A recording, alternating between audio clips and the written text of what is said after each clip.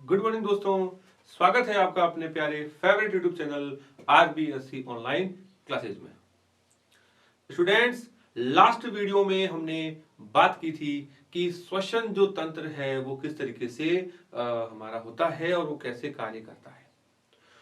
आज के इस वीडियो में हम दोस्तों बात करेंगे जो श्वसन की जो क्रियाविधि है वो कैसे कंप्लीट होती है। तो आज हम बात कर रहे हैं श्वसन की क्रियाविधि। श्वसन की क्रियाविधि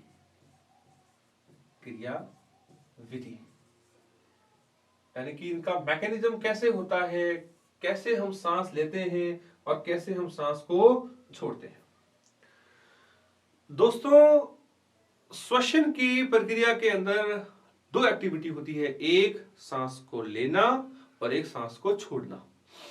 सांस अंदर गई और सांस को बाहर निकाल दिया जाता है, राइट। तो श्वसन की जो क्रियाविधि है दोस्तों, ध्यान रखना, वो दो चरणों में, दो स्टेप में कंप्लीट होती है। तो बात करें श्वसन की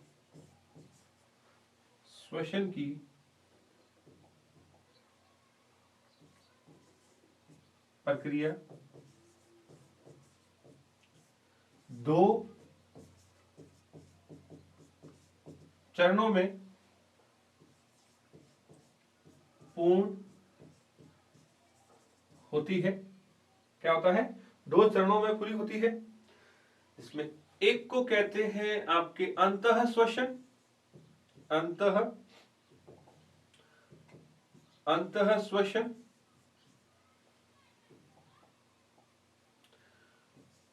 अंतः श्वसन यानी कि इंस्पायरेशन,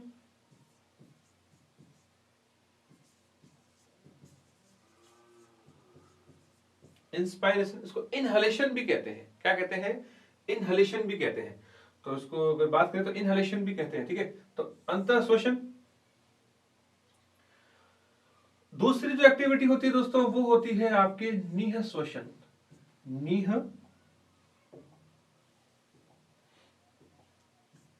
नीह श्वसन।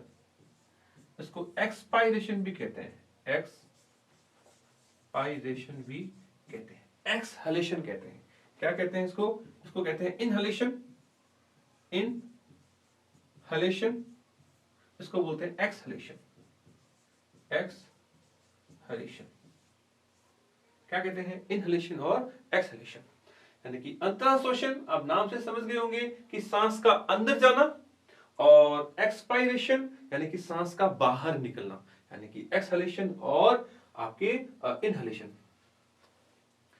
राइट। अब बात करें दोस्तों कि जो अंतः श्वसन और जो निःश्वसन है वो कैसे होता है।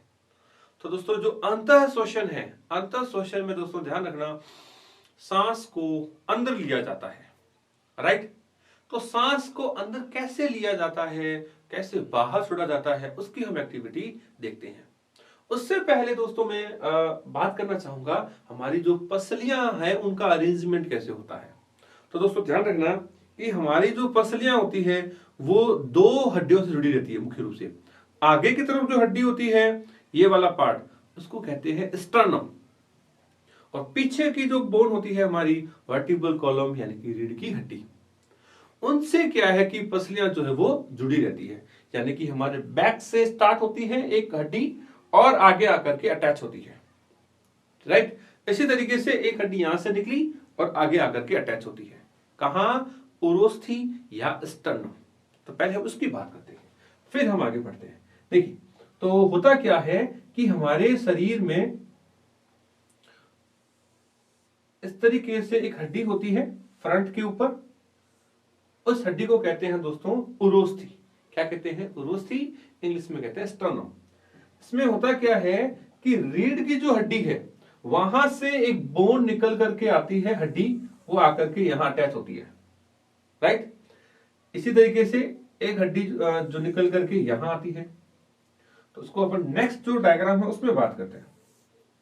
देखिए इस तरीके से कि ये हो गई मेन जो स्टर्नम,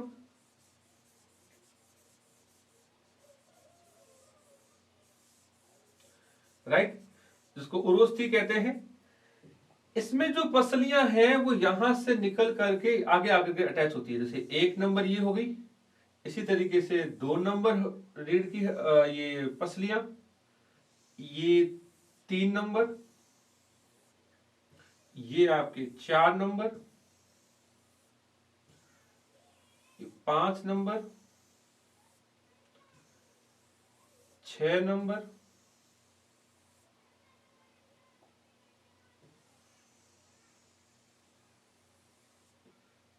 और ये 7 नंबर। ऐसे समझ रहे हो दोस्तों? हमारे शरीर में जो पसलियां हैं दोस्तों टोटल 12 जोड़ी होती है। टोटल कितनी होती है? टोटल 12 जोड़ी होती है। कितनी? 12 जोड़ी। क्लियर?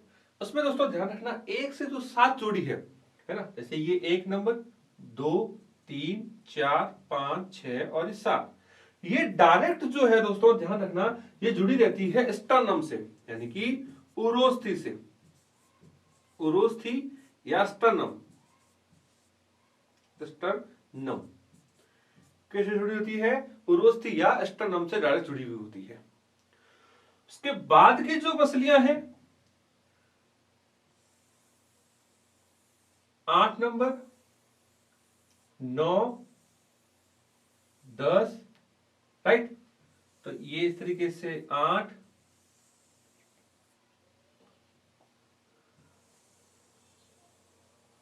ये 9 और ये 10। ये दोस्तों ध्यान रखना तीनों पहले आपस में जुड़ती है। क्या होता है? तीनों पहले आपस में जुड़ करके, राइट, इस तरीके से, और फिर ये जुड़ती है आपके फेफड़ों के साथ में, यानी कि सॉरी स्टर्नम के साथ में। किसके साथ जुड़ती है? उसके बाद में ये जुड़ती है दोस्तों आपके स्टर्नम के साथ में। तो इनको कहते हैं असत्य पसलियां, है ना, जो कि कौन सी होती है? 8, कौन सी होती है? 8वें नंबर, 9वें नंबर और 10वें नंबर। देन बात करें लास्ट, ये आपके 11 नंबर, है ना, और ये के 12 नंबर। ऐसे तो ये जो है लिटिल बिट अटैच रहती है, बट लास्ट नंबर जो है वो आपकी फ्री रहती है। इसको कहते हैं मुक्त प्लावी, फ्री फ्लोटिंग रिब्स कहते हैं। क्या कहते हैं? Free floating ribs. तो ये जो अरेंजमेंट रहता है, ये अरेंजमेंट रहता है दोस्तों आपके पसलियों का। तो इसमें ये जो बोन है, इस बोन को क्या कहते हैं? इस बोन को तो कहते हैं दोस्तों आपके उरोस्थी, यानी कि स्टर्नम। स्टर्नम से इस तरीके से जो पसलियां हैं, है ना, वो पसलियां आपके जुड़ी रहती है। तो ये जो जाल बनता है, आपने तोते का जो पिंजरा देखा है, तोते के पिंजरे की तरह ऐसे राउंड पूरा जाल बनता है। तो ये जो जाल है ना, तो इस जाल में होता कौन है? ये होती है पसलियां, जिसमें 1 से लगा करके आपके 12 होती है। कितनी होती है? 12। तो ये आपके 11 नंबर और ये आपके 12 नंबर। तो 12 जोड़ी जो पसलियां है वो पाई जाती है। लास्ट की जो होती है वो फ्री रहती है, स्टर्नम से डायरेक्ट किसी भी प्रकार का कनेक्शन नहीं होता, बट रीढ़ की हड्डी जो है वो वहां से उसका कनेक्शन जरूर रहता है। और इसी के बीच में दोस्तों ध्यान रखना, जो हमारा एक ऑर्गन है वो ऑर्गन इसमें सेफ रहता है, और उस ऑर्गन को कहते हैं अपने राइट लंग्स, और इसको कहते हैं दोस्तों लेफ्ट लंग्स। क्लियर? इसी के बीच में एक स्ट्रक्चर होती है, उस स्ट्रक्चर को अपन कहते हैं दोस्तों आपके डायफ्राम। इसके अंदर क्या पाया जाता है? ये आपके रहता है डायफ्राम। ये होता है डायफ्राम। क्लियर? तो दोस्तों गौर से सुनिएगा कि एक फेफड़े जो है, जो फुफ्फुस जो है वो इस तरीके से जाल बना हुआ होता है, और उस जाल के अंदर ये हमारे प्रोटेक्ट रहते हैं। और इंपॉर्टेंट चीज कि इन पसलियां जो है, इन पसलियों के बीच में एक विशेष प्रकार की पेशियां पाई जाती है। तो हम 1-2 ऐसे ड्रॉ कर रहे हैं, इनके बीच में विशेष प्रकार की जो पेशियां हैं वो पेशियां पाई जाती है, और दोस्तों इन पेशियों को कहते हैं आपकी अंतरापरसुक पेशियां, अंतरापरसुक पेशियां, और इसी को कहते हैं इंटरकोस्टल मसल। क्या कहते हैं? इसी को कहते हैं इंटरकोस्टल पेशियां या मसल्स। मसल्स क्या कहते हैं? इंटरकोस्टल मसल्स या अंतरापरसुक पेशियां कहते हैं। राइट? कहां होती है ये? दो पसलियां, मान लीजिए दो पसलियां हैं, इन दो पसलियों के बीच में ये पाई जाती है, इनको आपकी अंतरापरसुक पेशियां कहते हैं। ठीक इसी तरीके से दोस्तों ध्यान रखना कि जो हमारे जो डायफ्राम है, डायफ्राम के अंदर भी विशेष प्रकार की पेशियां पाई जाती है, और इन पेशियों को कहते हैं दोस्तों रेडियल मसल्स या अर्रिय पेशियां। अर्रिय पेशियां क्या कहते हैं? अर्रिय पेशियां। तो मैं एक बार आपको पुनः यहां पर लेके आऊंगा दोस्तों कि हमारा जो फेफड़ा है या श्वसन तंत्र जो है, उसमें दो एक्टिविटी होती है, एक अंतः श्वसन और एक बाह्य श्वसन, यानी कि इनहलेशन और एक्सहलेशन।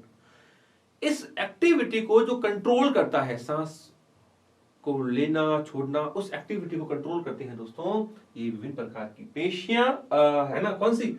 इंटरकोस्टल मसल्स यानी कि पेशियां। उसके अलावा हमारी रिब्स क्या जो कितनी होती है? 12 जोड़ी। तो 12 जोड़ी जो पसलियां हैं, पसलियां यानी कि रिब्स, है ना?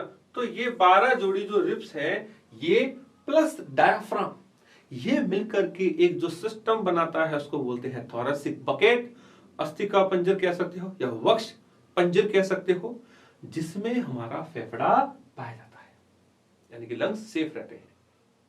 तो उम्मीद करता हूं कि मेरे दोस्तों को समझ में आया है कि जो 12 जोड़ी जो पसलियां होती है, जिसमें 3 प्रकार होते हैं, 1, 2 और 3, उसको कहते हैं, एक को कहते हैं सत्य पसलियां, दूसरे को कहते हैं असत्य पसलियां, और लास्ट जो होती है उसको कहते हैं फ्री फ्लोटिंग, मुक्त फ्लापी पसलियां। क्लियर? जिसका अरेंजमेंट कुछ इस तरीके से होता है, और उसी को दोस्तों आपने इस डायग्राम में देखा होगा। यहां आपने देखा था कि ये जो आपका जो भाग है ना, ये इसका फ्रंट व्यू है।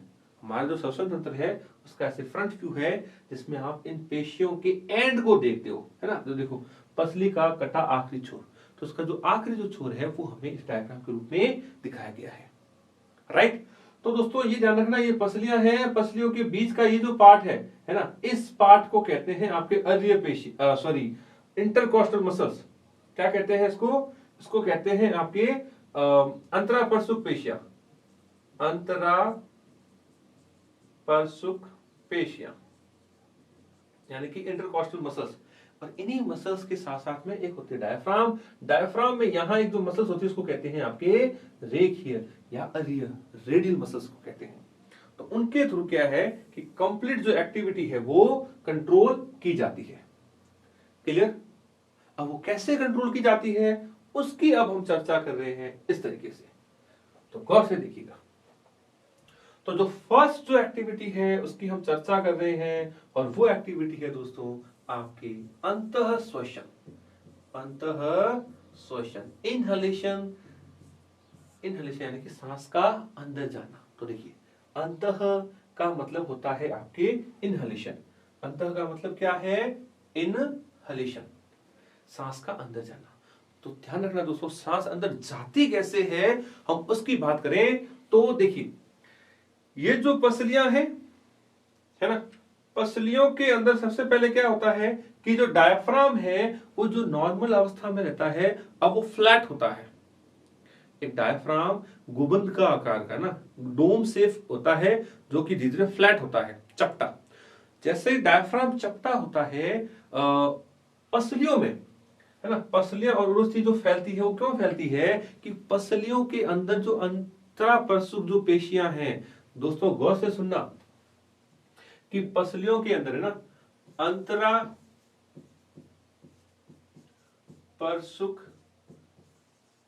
पेशियों में संकुचन होता है, और आपकी जानकारी के लिए बता दूं दोस्तों, अंतरा प्रसुक पेशियां भी दो प्रकार की होती है। एक होती है बाह्य अंतरा प्रसुक। ये कौन सी होती है? बाह्य अंतरा प्रसुक पेशी। ठीक है, तो जब बाह्य अंतरा प्रसुक पेशियों में जब संकुचन होता है, और इसी के साथ साथ में, है ना, तो बाह्य अंतरा प्रसुक पेशियों में संकुचन होता है, वह डायाफ्राम की पेशियों में भी संकुचन होता है। तो जिससे पता है दोस्तों क्या होता है, जिससे ये जो वक्ष है ना, ये क्या होते हैं, थोड़े से ये डायफ्राम जो है नीचे की ओर फ्लैट हो गया, और ये जो है वो फैल जाता है। ये फैलने से दोस्तों वक्ष का आयतन, जिससे क्या होगा, वक्ष का आयतन बढ़ जाता है। क्या होता है? बढ़ जाता है। और जैसे ही वक्ष का आयतन बढ़ता है दोस्तों, यहां अंदर, है ना, बढ़ जाता है, जिससे क्या होगा कि फुफ्फुस में वायु दाब कम हो जाता है। दोस्तों ध्यान रखना, बहुत इंपॉर्टेंट है कि जैसे ही आयतन बढ़ा, आयतन बढ़ते ही अंदर का दाब कम हो गया। क्या हो गया? अंदर का वायु दाब कम हो गया। और ये आप फिजिक्स में पढ़ते भी हैं कि कोई हवा या वायु कैसे फ्लो करती है। वो फ्लो करती है दोस्तों अपने अधिक वायु दाब से कम वायु दाब की ओर, राइट। तो दोस्तों अंदर तो वायु दाब की कमी है, राइट, जबकि वातावरण में वायु दाब ज्यादा है। और यहां मैं यूं कहूं कि वातावरण की तुलना में अंदर वायु दाब क्या हो गया, अब अचानक से कम हो गया। और वो कम कैसे हुआ? इसके आयतन में वृद्धि होने से। आयतन में वृद्धि कैसे हुई? इनकी पसलियों और डायफ्राम की जो पेशियां हैं उसमें संकुचन होने से। तो जैसे ही एक्टिविटी हुई, वायु दाब कम हुआ, तो वातावरण की जो हवा है ना, वायु दाब कम हो गया, जिससे वायुमंडल की हवा कह दूं या गैस कहता हूं, है ना, वायुमंडल की प्राण वायु कहता हूं, प्राण वायु अंदर की ओर प्रवेश करती है। ठीक है दोस्तों, और इसी को अपन कहते हैं अंतःश्वसन, यानी कि इनहलेशन, इंस्पायरेशन कहते हैं, राइट। तो वो कुछ इस तरीके से होता है। अब बात करें नेक्स्ट, वो है आपके निःश्वसन यानी कि एक्सहलेशन। दूसरी विधि क्या है? वो है दोस्तों आपकी निःश्वसन। निःश्वसन का मतलब है कि वायु को बाहर त्यागना, है ना। तो मैं शॉर्ट में ट्रिक के हिसाब से लिख देता हूं कि बाहर त्यागना। किसको? वायु को। अब देखिए दोस्तों, इसमें उल्टी प्रक्रिया होगी। इसमें अब क्या होगा?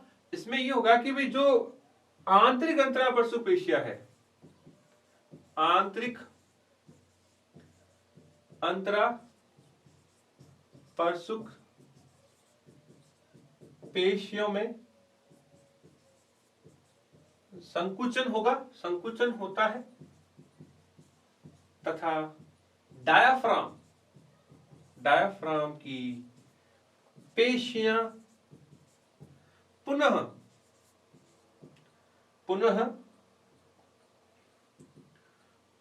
वाली जो अवस्था है ना, या पूर्व की अवस्था में, जो पेशियां है पूर्व की अवस्था में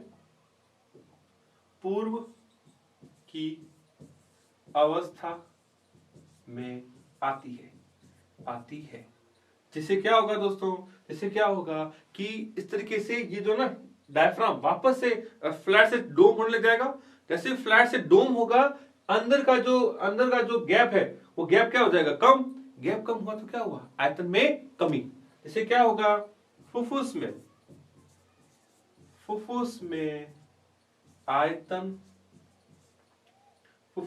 आयतन में कमी। और जैसे ही आयतन में कमी हुई दोस्तों, ध्यान रखना, ये जो दोनों के व्युत्क्रमण पाते होते हैं, अंदर वायु दाब बढ़ जाता है।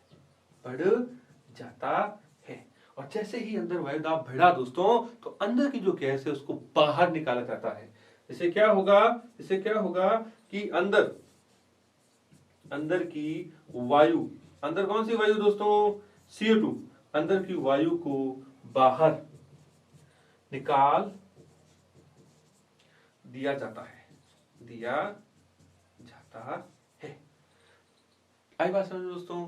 रिपीट कर रहा हूं, देखिए पसलियां, उरोस्थी, डायफ्राम वापस अपनी मूल अवस्था में आते हैं, यानी वापस रिलैक्स होते हैं। डायफ्राम जो फ्लैट हो गया था वापस से डोम हो रहा है ना, वापस ऊपर की ओर जा रहा है, ये देखिए राइट। ये पसलियां वापस अपनी नॉर्मल अवस्था में आ रही है। तो इस समय अंदर का जो आयतन है वो क्या हो जाता है, कम। आयतन कम तो वायु दाब ज्यादा। तो वायु दाब ज्यादा है तो हमें पता है अंदर कौन सी गैस है, CO2, और इस CO2 को बाहर निकाल दिया जाता है। तो ये दोस्तों होता है आपके श्वसन की क्रियाविधि के अंदर। तो आपसे इसमें देखो दोस्तों क्वेश्चन ये पूछा जाएगा कि श्वसन की जो क्रियाविधि है ना, श्वसन की क्रियाविधि समझाइए। तो श्वसन की क्रियाविधि में हमें पता है कि इसमें 2 चरण होते हैं, राइट।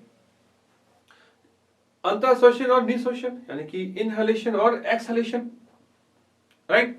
तो उसके दौरान होता क्या है कि जो वायु है वो आपके शरीर में प्रवेश करती है, राइट, इस तरीके से, और या फिर वायु शरीर से बाहर निकलती है, यानी कि फेफड़ों से, फेफड़ों के अंदर जाती है या फेफड़ों के बाहर जाती है। क्लियर? तो इस दौरान हमने सबसे पहले बात की कि किस प्रकार से हमारे जो फेफड़े हैं वो पाए जाते हैं। तो फेफड़ों की पोजीशन में हमने देखा कि हमारे शरीर में 12 जो जोड़ी पसलियां हैं वो 3 प्रकार की होती है। एक हमने देखा 70 प्रकार की पसलियां, ये कौन सी होती है भी, रेड कलर वाली, ये तो होगी 70 पसलियां। उसके बाद में हमने देखा कि ये होती है असत्य पसलियां, असत्य पसलियां, और जो लास्ट वन होती है वो हमने देखा मुक्त प्लावी। ये कौन सी होती है, मुक्त प्लावी। क्लियर? तो कुल मिलाकर के टोटल 12 जो जोड़ी पसलियां वो हमारे शरीर में पाई जाती है। इन पसलियों के बीच में हमने देखा कि विशेष प्रकार की पेशियां, मसल्स होती है ना, उन मसल्स को कहते हैं इंटरकोस्टल मसल्स। और ये भी दोस्तों ध्यान रखना 2 प्रकार की होती है। एक अभी हमने बात की थी, एक होती है बाह्य अंतराप्रसुप पेशियां, यानी कि इंटरनल इंटरकोस्टल मसल्स, और एक होती है आंतरिक, यानी कि internal intercostal muscle, external intercostal muscle और इंटरनल बाह्य अंतराप्रसुप पेशियां और आंतरिक अंतराप्रसुप पेशियां, जिनके संकुचन के दौरान ही वायु अंदर या बाहर जाती है। और इसमें हेल्प करता है कौन, का डायफ्राम। तो डायफ्राम के अंदर भी पेशियां होती है, उसको रेडियल या अरीय पेशियां कहते हैं, जिसके द्वारा संकुचन होने से वायु का अंदर और बाहर प्रवेश होता है। फिर हमने देखा दोस्तों कि जो पहली जो स्टेप है ना, जिसमें वायु को अंदर लिया जाता है, निःश्वसन। तो नी को आप ऐसे याद कर ले, इंस्पायरेशन, और अंतः का मतलब हो गया अंदर की ओर, अंदर की ओर। तो जब वायु को अंदर की ओर लिया जाता है, उसमें ध्यान रखना दोस्तों कि जो पसलियों के अंदर की जो मसल्स है, है ना, कौन सी, इंटरनल इंटरकोस्टल मसल्स, आंतरिक अंतराप्रसुप पेशियों में संकुचन होता है। इसी दौरान डायफ्राम भी संकुचित होता है, राइट। इससे ऐसा होने से क्या होगा कि ये जो फैल जाते हैं, देन अंदर का आयतन जो बढ़ जाता है। अंदर का आयतन बढ़ने से अंदर वायु दाब में कमी हो जाती है, और जब अंदर वायु दाब में कमी होती है दोस्तों, तो बाहर की जो हवा है वो अंदर ली जाती है। जबकि निःश्वसन में, यानी कि बाहर जब हम वायु को निकालते हैं ना, वायु जब हम बाहर निकालते हैं, तब ये पसलियां, उरोस्थी, डायफ्राम पुनः अपनी अवस्था में आते हैं। क्या आते हैं, पुनः अपनी अवस्था में आते हैं, यानी कि वापस से क्या हो जाएगा, वापस से डोम सेव हो जाता है, राइट। और पसलियां जो है वापस अपनी अवस्था में आती है, जिससे इनका जो आयतन है वो कम हो जाता है। और जब ये आयतन कम होता है तो अंदर जो वायु दाब है वो ज्यादा हो जाता है। तो एक आप शॉर्ट फॉर्म में इस तरीके से उसको आप याद कर लें कि आपको दिक्कत नहीं होगी। आयतन व्युत्क्रमानुपाती वायु दाब, तो इससे क्या है कि आप आराम से इसको अच्छे से कर सकते हो ट्रिक के हिसाब से कि वायुदाब ज्यादा कब होगा, जब आयतन कम होगा। ये दोनों एक दूसरे के रिवर्सली प्रोपोर्शनल होते हैं। क्लियर। और एक इंपॉर्टेंट चीज बता रहा हूं दोस्तों, ध्यान रखना कि जो निःश्वसन है एक कौन सी एक्टिविटी है। निःश्वसन यानी कि सांस का अंदर लेना एक आपके निष्क्रिय प्रकार की, जबकि जो निःश्वसन वो आपकी सक्रिय प्रकार की प्रक्रिया है ना। यानी कि निःश्वसन जो है, निःश्वसन ये सक्रिय प्रक्रिया है ना, सक्रिय प्रक्रिया है, सक्रिय प्रक्रिया है। अर्थात इस कार्य में दोस्तों ध्यान रखना, इस कार्य में ध्यान रखना दोस्तों, एटीपी को खर्च किया जाता है। ये इंपॉर्टेंट चीज है, ध्यान रखना।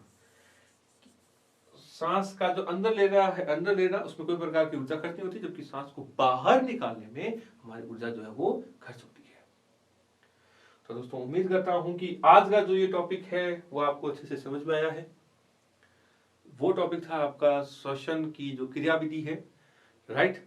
तो आपको इस टॉपिक में है ना, या तो केवल डायग्राम पूछा जा सकता है कि जो क्रियाविधि है उसका डायग्राम बनाइए, नामांकन, या अभी तक जो हमने बात की है श्वसन तंत्र के ऊपर भी, तो इसमें आपको केवल डायग्राम भी पूछा जा सकता है कि श्वसन तंत्र का एक नामांकित चित्र बनाइए, तो आपको नामांकित चित्र बनाना है।